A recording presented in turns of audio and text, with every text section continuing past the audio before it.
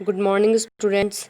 आज हम BSc part first के पेपर थर्ड के चैप्टर कोलोइडल स्टेट या कोलाइडी अवस्था के बारे में चर्चा करेंगे। तो सबसे पहले हम देखते हैं इसके इंट्रोडक्शन के बारे में। तो जैसा कि हम जानते हैं कि किसी भी मैटर के बारे में हम 3 फिजिकल स्टेट के बारे में जानते हैं। वो कौन कौन सी है? सॉलिड, लिक्विड और गैस। लेकिन 19वीं शताब्दी में मैटर की एक नई अवस्था की जानकारी मिली जिसे कोलोइडल स्टेट कहा गया।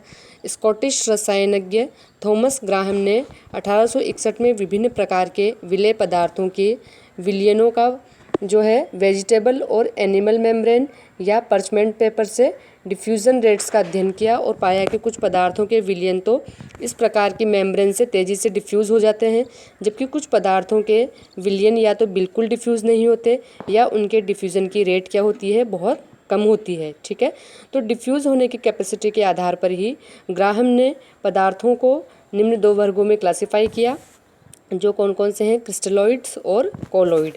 अब सबसे पहले हम देखते हैं कि क्रिस्टलॉइड्स क्या है। तो जिन पदार्थों के विलयन जो है एनिमल या जो आपके वेजिटेबल मेम्ब्रेन्स है या पर्चमेंट पेपर में से आसानी से डिफ्यूज़ हो जाते हैं, जैसे शक्कर है, यूरिया है, सोडियम क्लोराइड है, कोई भी बेस के एक्वस सॉल्यूशन है, तो इन पदार्थों को ग्राहम ने क्रिस्टलॉइड कहा, क्योंकि ये पदार्थ जो है वो ठोस अवस्था में क्रिस्टलाइन नेचर के होते हैं। ठीक है, तो ग्रीक भाषा में ग्लूको कोला कहते हैं।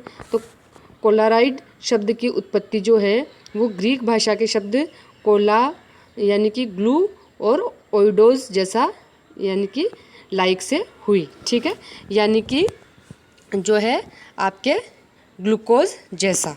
ठीक है, तो ग्राहम के अनुसार जो है क्रिस्टलाइड सॉल्यूशन में अणु अथवा आयनों के रूप में होते हैं, जिनका आकार बहुत सूक्ष्म होने के कारण ये जो ट्रांसपेरेंट मेम्ब्रेन से आसानी से डिफ्यूज़ हो जाते हैं। तो कोलोइडी पदार्थों के कणों का आकार विलयन में थोड़ा सा बड़ा होता है, जो झिल्ली के जो पोर्स होते हैं उनसे आसानी से डिफ्यूज़ नहीं हो पाते। ठीक है, तो ग्राहम, ओस्टवाल्ड और कई अन्य वैज्ञानिकों द्वारा कोलाइडी विलयनों पर किए गए प्रयोगों से क्या ज्ञात हुआ कि पदार्थों को क्रिस्टलॉइड एंड कोलोइड में क्लासिफाई करना उचित नहीं है, क्योंकि अलग अलग एक्सपेरिमेंटल कंडीशंस में एक ही पदार्थ क्रिस्टलॉइड और कोलोइड के भांति व्यवहार प्रदर्शित कर सकता है। ठीक है, तो अलग अलग एक्सपेरिमेंटल कंडीशन लगाने पर एक ही पदार्थ जो है वो क्रिस्टलॉइड नेचर भी शो कर सकता है, तो दूसरी अपन ने अगर एक्सपेरिमेंटल कंडीशन लगाई तो वही पदार्थ कोलोइड नेचर शो कर सकता है। फॉर एग्जांपल सोडियम क्लोराइड जल में तो क्रिस्टलॉइड नेचर का होता है, परंतु एल्कोहल या बेंजीन में उसे अगर हम सोल्यूबल करें तो ये कोलोइड नेचर शो करने लगता है। इसी प्रकार से जो है सल्फर एल्कोहली विलयन में तो क्रिस्टलॉइड नेचर का और एक्वस सॉल्यूशन में ये कोलोइड जैसा व्यवहार दर्शाता है। इसी प्रकार जो साबुन का कंसनट्रेट एक्वस सॉल्यूशन है वो कोलोइडी विलयन और जो एल्कोहली विलयन होता है वो क्रिस्टलॉइड सॉल्यूशन के भांति कैरेक्टर शो करता है। ठीक है, तो इसी प्रकार धातुएं जैसे आपके सोना, चांदी, तांबा, प्लेटिनम आदि के भी विशेष परिस्थितियों में कोलोइडी सॉल्यूशन प्राप्त किए जा सकते हैं। तो एक्स किरणों के अध्ययन से ऐसा कंक्लूजन निकला कि जो ज़्यादातर कोलोइडी कण होते हैं वो क्रिस्टलॉइड होते हैं। तो प्रयोगों द्वारा ज्ञात हुआ कि उचित प्रायोगिक परिस्थितियों में सभी पदार्थों के कोलोइडी विलयन बनाए जा सकते हैं। इस प्रकार एक ही पदार्थ दोनों अवस्थाओं में रह सकता है। अतः क्रिस्टलॉइड तथा कोलोइड 2 विभिन्न अवस्थाएं हैं तथा आजकल कोलोइड के स्थान पर कोलोइडल स्टेट का प्रयोग किया जाने लगा है, क्योंकि जैसे liquid, solid and gas 3 physical state होती है, वैसे चौथी फिजिकल स्टेट हो गई कोलोइडल स्टेट। ठीक है, तो आधुनिक धारणा के अनुसार ठोस, द्रव और गैस की भांति कोलोइडी स्टेट भी पदार्थ की एक फिजिकल स्टेट है, जिसमें पदार्थ जो है विशेष परिस्थितियों द्वारा लाया जा सकता है। ठीक है, तो कोलोइडी अवस्था विलयन में उपस्थित कणों के आकार पर निर्भर करती है। तो कणों के जो है डायमीटर के आधार पर सॉल्यूशन को हम 3 भागों में बांट सकते हैं। पहला है सच्चा विलयन, जिसे हम ट्रू सॉल्यूशन कहते हैं। दूसरा है आपके सस्पेंशन और तीसरा है आपके कोलोइडल सॉल्यूशन। तो व्हाट इज ट्रू सॉल्यूशन या सच्चा विलयन क्या है? तो इस प्रकार विलयन में विलायक तथा विलेय पदार्थों के कणों का व्यास क्या रहता है? लगभग समान रहता है, यानी कि एक होमोजीनस सॉल्यूशन के रूप में ये प्राप्त होता है, क्योंकि इसमें विलेय और विलायक दोनों के कणों का आकार लगभग क्या है? समान है। तो विलेय पदार्थ के कणों का आकार लगभग 10⁻⁻⁷ सेंटीमीटर से भी यहाँ कम होता है। तो इन कणों को प्रभावशाली माइक्रोस्कोप द्वारा भी नहीं देखा जा सकता है। क्यों? क्योंकि कणों का आकार जो है सोल्यूट के पार्टिकल की जो साइज़ है वो बहुत कम है, 10 एंगस्ट्रॉम से भी साइज़ यहाँ पर कम है। ठीक है, तो ये जो कण है आयन अथवा अणु के रूप में उपस्थित होते हैं, तो ये शीघ्रता से डिफ्यूज़ हो जाते हैं। ठीक है, दूसरा है आपके सस्पेंशन। तो जब किसी विलयन में विलेय पदार्थों के कणों का आकार लगभग 10⁻⁵ सेंटीमीटर यानी कि 2000 एंगस्ट्रॉम से भी अधिक होता है, तो इनका बड़ा आकार होने के कारण उन्हें आँखों से भी देखा जा सकता है, और ये ग्रेविटी फोर्स के कारण जो आपके कंटेनर है उसके पेंदे में आसानी से बैठ जाते हैं, और इस प्रकार से सस्पेंशन जो होता है वो हेट्रोजीनस होता है। क्यों? क्योंकि इसमें सोल्यूट के पार्टिकल की साइज़ तो बड़ी है, और जो आपके सॉल्वेंट है, विलायक है, उसके पार्टिकल की साइज़ कम होती है। इस कारण ये हेट्रोजीनस सॉल्यूशन के रूप में प्राप्त होता है, और ये साधारण फिल्टर पत्रों के छिद्रों में से बाहर नहीं निकलते हैं।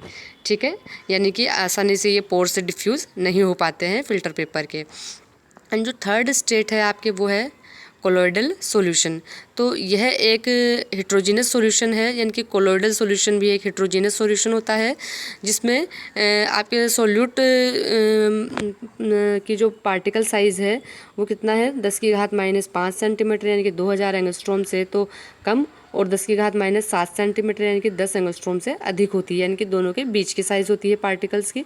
तो इनके जो कणों का आकार होता है वो दोनों के बीच का हुआ, यानी कि 10 एंगस्ट्रॉम से तो ज़्यादा और 2000 एंगस्ट्रॉम से कम होती है पार्टिकल के साइज़। ठीक है, तो ये कण जो है ये भी आँखों से नहीं देखे जा सकते हैं, परंतु जो है इफ़ेक्टिव माइक्रोस्कोप द्वारा इनको देखा जा सकता है।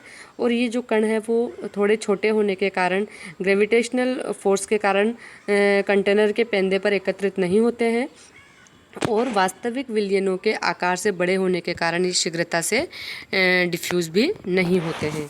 ठीक है, अब है आपके कि कोलोइडों के संबंध में मॉडर्न थ्योरी क्या है। तो मॉडर्न थ्योरी के अनुसार कोलोइड पदार्थ की एक फिजिकल स्टेट है जो पदार्थ के कणों के आकार पर निर्भर करती है। कोलोइडी अवस्था में पदार्थ के कणों का आकार जो है वो 10 एंगस्ट्रॉम से 2000 एंगस्ट्रॉम यानी कि 10⁻⁷ सेंटीमीटर से 10⁻⁵ सेंटीमीटर की रेंज में होता है। तो ये रेंज पूछी जाती है यहाँ पे कोलोइडल स्टेट की, जो आपको याद रखनी है। और इस आकार के कारण ये जो कण है वो कोलोइडी कण कहलाते हैं, तथा ऐसे विलयन को जिनमें कि इस साइज वाले पार्टिकल उपस्थित होते हैं उसे हम कहते हैं कोलोइडी सॉल्यूशन। ओके, तो कोलोइडी कण जो है वो ट्रू सॉल्यूशन के अणुओं से तो आपके बड़े होते हैं और सस्पेंशन के कणों से छोटे होते हैं। ठीक है, अब जो है आपके ट्रू सॉल्यूशन और कोलोइडी सॉल्यूशन में क्या क्या डिफरेंस है वो यहाँ पर बताया जा रहा है। तो सबसे पहले जो है सिस्टम की नेचर के बारे में चर्चा करें, तो यहाँ पर जो ट्रू सॉल्यूशन है वो होमोजेनस नेचर का होता है, यानी कि सोल्यूट और सॉल्वेंट दोनों के पार्टिकल साइज सेम होती है, जबकि कोलोइडी सॉल्यूशन हेट्रोजीनस नेचर का होता है, क्योंकि यहाँ पे सोल्यूट और सॉल्वेंट के पार्टिकल साइज में डिफरेंस होता है। ठीक है, नेक्स्ट है यहाँ पे कणों का आकार। तो जो है ट्रू सॉल्यूशन के कणों का आकार जो है वो 10⁻⁷ सेंटीमीटर से भी कम होता है, और जो आपके कोलोइडी सॉल्यूशन है उनके पार्टिकल साइज़ की रेंज है 10⁻⁵ सेंटीमीटर से 10⁻⁷ सेंटीमीटर। ठीक है, तीसरा जो है आपकी विजिबिलिटी। तो जो है ट्रू सॉल्यूशन को हम जो है इनमें सोल्यूट के पार्टिकल साइज़ को हम इफ़ेक्टिव माइक्रोस्कोप से नहीं देख सकते हैं, जबकि कोलोइडल सॉल्यूशन को हम इफ़ेक्टिव माइक्रोस्कोप से सोल्यूट के पार्टिकल्स को देखा जा सकता है। फिर है आपके निस्पंदता। तो वो है आपके कि फ़िल्टर पत्र या फिर हम बोले पर्चमेंट पेपर या फिर जो है आपके एनिमल या फिर वेजिटेबल मेम्ब्रेन से इन्हें छाना जा सकता है, फ़िल्टर किया जा सकता है। और जबकि आपके कोलोइडल सॉल्यूशन की फ़िल्ट्रेशन पावर क्या है, फ़िल्ट्रेशन पावर में क्या है कि फ़िल्टर पेपर से इन्हें छाना जा सकता है, किंतु जो है आपके एनिमल मेम्ब्रेन या जो पर्चमेंट मेम्ब्रेन जो है उनसे इसे नहीं छाना जा सकता है। ठीक है, फिर पांचवा है आपके एड्जॉर्प्शन पावर। तो जो आपके ट्रू सॉल्यूशन के एड्जॉर्प्शन पावर कम है, जबकि कोलोइडल सॉल्यूशन के एड्जॉर्प्शन पावर बहुत ज़्यादा होता है। फिर छठा है आपके वैद्युत कण संचलन, ठीक है। तो ये वैद्युत कण संचलन प्रदर्शित नहीं करते हैं सच्चे विलयन, जबकि ये प्रदर्शित करते हैं कोलोइडल सॉल्यूशन। इसी प्रकार से brownie motion and Tyndall effect जो है वो भी आपके ट्रू सॉल्यूशन शो नहीं करते हैं, जबकि कोलोइडल सॉल्यूशन शो करते हैं। ओके, अब है आपके कोलोइडल सिस्टम। तो वास्तविक विलयन यानी कि सच्चे विलयन या ट्रू सॉल्यूशन के कणों का आकार बढ़ाकर और जो है सस्पेंशन के कणों का आकार घटाकर हम कोलोइडी सॉल्यूशन प्राप्त कर सकते हैं। अतः जो आपके सच्चे विलयन है, वास्तविक विलयन है और निलंबन के मध्य कोलोइडी विलयन या कोलाइडी सिस्टम होते हैं, ठीक है। तो माध्यम में जो वितरित पदार्थ के कणों का आकार यानी कि सोल्यूट के कणों का आकार जो है वो 10⁻⁷ से 10⁻5 सेंटीमीटर की रेंज में होने पर निकाय को हम कोलोइडी सिस्टम कहते हैं। तो कोलोइडी विलयन में दो प्रावस्थाओं के विषमांग मिश्रण होते हैं, ठीक है, यानी कि दो फेज के हेट्रोजीनस मिक्सचर होते हैं आपके कौन कोलोइडी सॉल्यूशन। तो व्हाट इज़ द कोलोइडी सॉल्यूशन? तो दो जो है आपके फेस के हेट्रोजीनस मिक्सचर को हम कोलोइडी सॉल्यूशन कहते हैं, जिसमें पार्टिकल साइज 10⁻⁷ से 10⁻5 सेंटीमीटर होती है सोल्यूट की। ओके, तो कोलोइडी सिस्टम में जो विलयशील पदार्थ के कणों के रूप में यानी कि हम बोलें कि जो आपके सोल्यूट होता है उसे हम कहते हैं डिस्पर्स्ड फेज, और दूसरी जो फेज़ होती है जिसे हम सॉल्वेंट कहते हैं, जिसमें सोल्यूट के कण फैले रहते हैं, उसे हम कहते हैं डिस्पर्शन मीडियम। ओके, तो डिस्पर्शन मीडियम में जिसे हम सॉल्वेंट कहते हैं उसमें सोल्यूट यानी कि डिस्पर्स्ड फेज के कण फैले हुए रहते हैं, ठीक है। अतः कोलोइडी सिस्टम क्या है? एक हेट्रोजीनस सिस्टम हुआ, और कोलोइडी सिस्टम को कोलोइडल डिस्पर्शन या कोलाइड भी हम कहते हैं, यानी कि कोलोइडी सॉल्यूशन जो है वो डिस्पर्स्ड फेज और डिस्पर्शन मीडियम से मिलकर बना हुआ होता है। फॉर एग्जांपल फेज के कोलोइडी सॉल्यूशन में सोने के कोलाइडी कण जो है वो डिस्पर्शन फेज़ और जो आपके जल है वो डिस्पर्शन मीडियम है, यानी कि सोने के कोलाइडी विलयन में जल तो जो है वो डिस्पर्शन मीडियम का काम कर रहा है, और जो गोल्ड के पार्टिकल है वो एज ए सोल्यूट है और इसे हम डिस्पर्स्ड फेज़ कहेंगे, ठीक है। इसी प्रकार से डिस्पर्स्ड फेज जो है वो ठोस कणों के अतिरिक्त जो है वो डिस्पर्स्ड फेज आपके द्रव भी हो सकते हैं या गैस के कणों की भी हो सकती है, यानी कि डिस्पर्स्ड फेज जो है वो ठोस, द्रव या गैस कुछ भी हो सकता है। इसी प्रकार से डिस्पर्शन मीडियम भी ठोस, द्रव या गैस कुछ भी हो सकता है। ओके, तो इनकी फिजिकल स्टेट के आधार पर हम कोलोइडी सिस्टम को 8 भागों में कैटेगराइज कर सकते हैं। तो जो गैस का जो मिक्सचर होगा वो हमेशा होमोजीनस मिक्सचर होगा, होमोजीनस सॉल्यूशन होगा, इसलिए ये जो है वो ट्रू सॉल्यूशन होगा।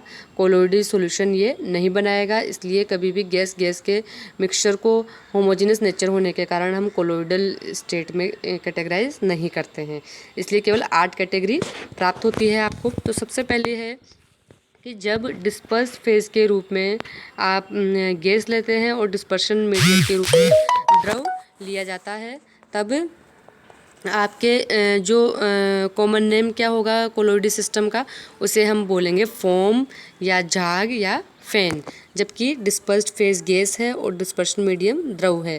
तो इसके एग्जांपल है जैसे साबुन के झाग, फेनिट क्रीम, शेविंग क्रीम आदि, ठीक है। इसी प्रकार से अगर डिस्पर्स्ड फेज गैस है और डिस्पर्शन मीडियम ठोस है तो यहाँ पे कोलोइडी सिस्टम कहलाएगा सॉलिड फोम, और झावा पत्थर, रबड़, styrene foam, bread, cork, cake और सूखे समुद्री झाग, ये सब इसके एग्जाम्पल है।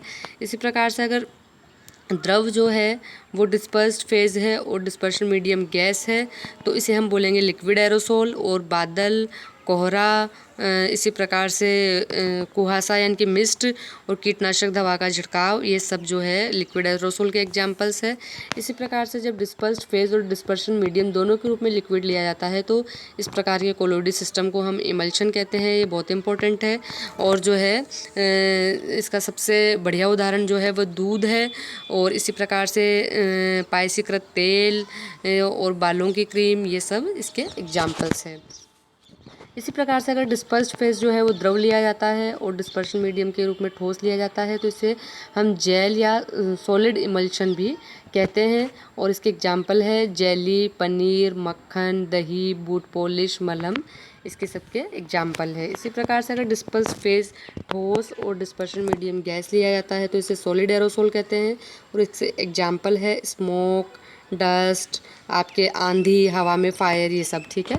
फिर डिस्पर्स्ड फेज के रूप में ठोस और मीडियम के रूप में जब द्रव लिया जाता है तो इसे हम सोल कहते हैं। और इस प्रकार के कोलोइडी सॉल्यूशन के एग्जाम्पल है आपके gold sol, ferric hydroxide sol, arsenious sulphide sol, paint, शाही, कीचड़, गोंद, स्टार्च आदि के सॉल्यूशन। फिर जो है डिस्पर्स्ड फेज के रूप में भी ठोस हो और डिस्पर्शन मीडियम के रूप में भी ठोस हो तो इसे हम बोलते हैं सॉलिड सोल। और इसके एग्जाम्पल है रूबी कांच, मोती, खनिज, रत्न, दूधिया पत्थर और मिश्र धातुएं, यानी कि मिश्र धातुएं जो है वो सॉलिड सोल का एग्जाम्पल्स होती है।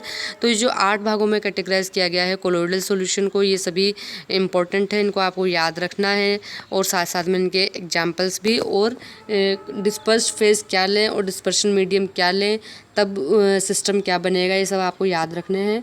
और जो है गैस का गैस में, यानी कि मीडियम और जो है आपके फेज़ दोनों ही अगर गैस होती है तो होमोजेनियस मिक्सचर बनने के कारण आपको कोलोइडल सॉल्यूशन प्राप्त नहीं होते हैं, क्योंकि हम जानते हैं कोलोइडल सॉल्यूशन जो है वो हमेशा हेट्रोजीनियस नेचर के होते हैं, ठीक है। यानी कि जो आपके डिस्पर्स्ड फेज जो है और जो आपके डिस्पर्शन मीडियम दोनों ठोस होने पर कोलोइडी सॉल्यूशन को हम सोल कहते हैं। जब जल को आप लेते हैं एज ए डिस्पर्शन मीडियम तो इसे हाइड्रोसोल या एक्वासोल कहते हैं, ठीक है। तो जब जल को डिस्पर्शन मीडियम के रूप में प्रयोग किया तो हमने क्या कहा, हाइड्रोसोल या एक्वासोल। इसी प्रकार से जब हमने डिस्पर्शन मीडियम बेंजीन, अल्कोहल या कोई अन्य जो है ऑर्गेनिक सॉल्वेंट लिया तो इसे हम बेंजोसोल, एल्कोसोल या ऑर्गेनोसोल भी कहते हैं, ठीक है। तो डिस्पर्शन मीडियम जब आपके हवा है तो हमने कहा एरोसोल, ठीक है। ओके।